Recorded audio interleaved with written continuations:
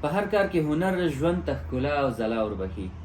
تر بیکارۍ نه په زړه پورې کار هم غوره دی. کار له زړه تنګیه د خلاصون ښه لاره ده.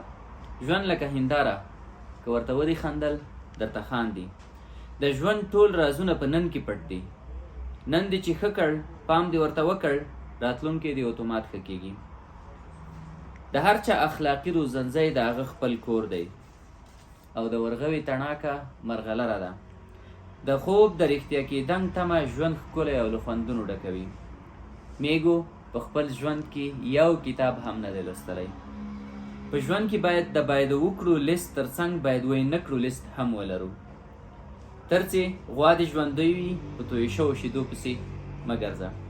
هغوی چې په ژوند کې مخ ته نه ګوري، ډېر زیات شاته پاتې کېږي. د پرون په ټیل کې سبا له لاسه مه ورکوه. چې پرون یې په ځان پسې تړلی وي، د سبا دروازې په مخ بندې وي. ژوند اوږد سفر دی، په خوښۍ وکړه. په ژوند کې هیڅ څه د سر په بیه نه ارزي. د هر چا د فکر څرنګوالی د هغه د ژوند له څرنګوالي ښه راڅرګندېدی شي.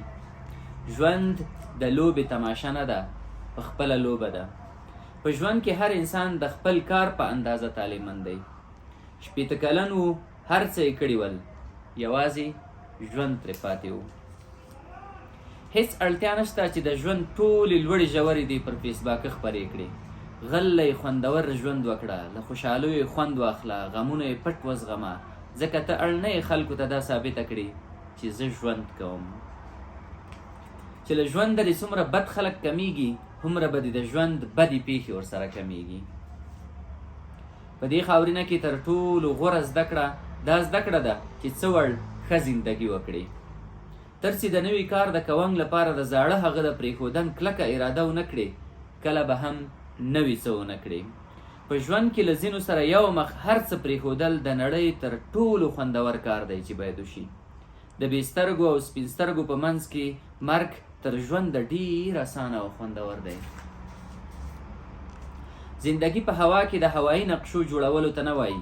زندگی دا ده چې کله ماښام لمر لویږي او تا د یوې خوږې ورځې خوندور خوند څکلی وي. ښه ډېر ژوند کیدی شي د هر چا هیله وي، خو خوندور ژوند د ډېرو لږو خلکو هیله وي.